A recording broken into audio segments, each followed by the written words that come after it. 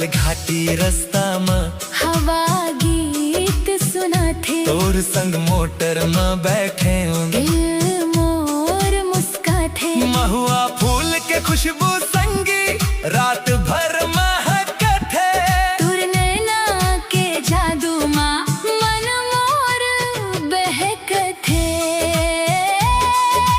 कांकेर आबे संगी तोला कांकेर जिला घुमा हूँ। चरी मरे के पानी छीटा तोर ऊपर उड़ा हूँ। रेला पाटा के संग तोला नचा हूँ। आदिवासी माया के रंग में तोला रंगा हूँ।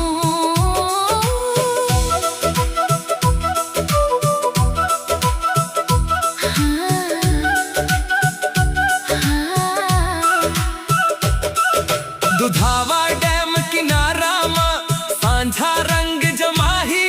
तोर संग बैठ के संगी दिल के बात कहा ही।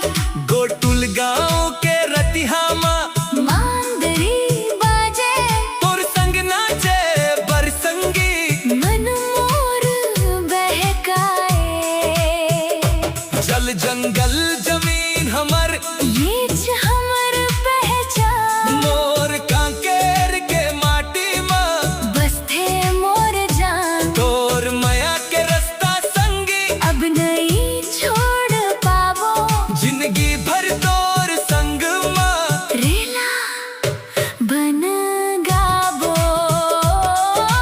कांकेर आबे संगी तोला कांकेर जिला घुमा हूँ। गड़िया पहाड़ के चोटी में तोर नाव लिख जाऊँ। कार पारूम झरना गवाही देही। माया नहीं टूट पाही।